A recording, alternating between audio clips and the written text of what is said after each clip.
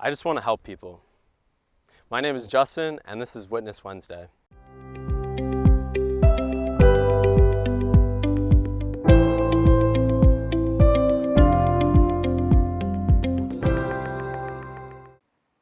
I said those words to a friend a couple years after I graduated college.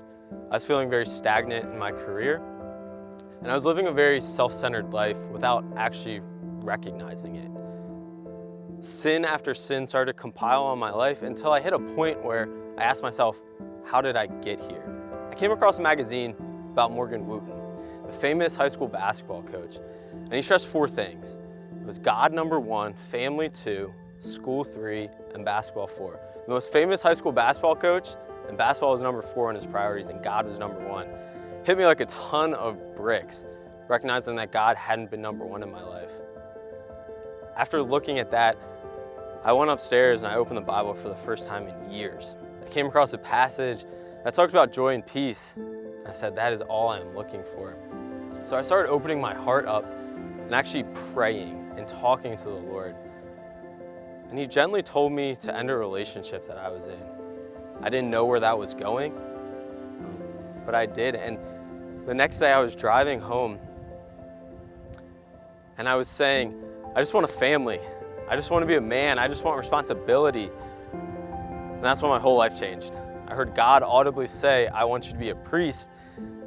And it was like nothing in the world existed except for me and God in that moment. It was the most clear thing I'd ever heard in my life. But I was like, that's crazy. I went home and I tried to nap it off.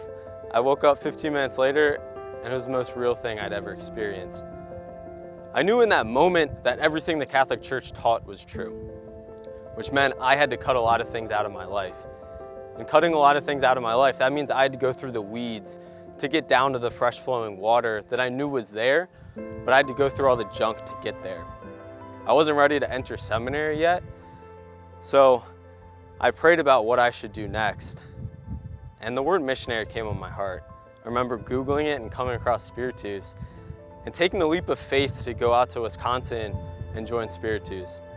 It was there that we had adoration one day, and I was praying, and this moment came back in my life about a car crash that I was in. I was 18, and I was driving and my steering wheel came out of its socket, no control of the car, and we hit this tree at a very high speed. And me and my 2 friends were completely unscathed. It was an absolute miracle that night. During these retreats, I would tell the kids that God has a plan for you, and I truly meant that. But I didn't truly believe that in my heart about myself. But little did I know God was paving the way for my life. During these retreats, I started to feel a joy that I'd never experienced before, being able to be an instrument of God's life to these kids. And my spiritual director during the year always stressed the importance of surrender, surrendering yourself over to the Lord's will. And it wasn't until about halfway through the year where I actually started to.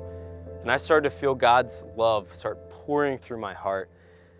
And I really felt it through this one retreat where I went up to this girl when we had one-on-one prayer.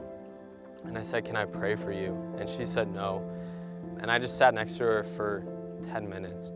At the end of the retreat, she came up to me and said, Justin, can I give you a hug?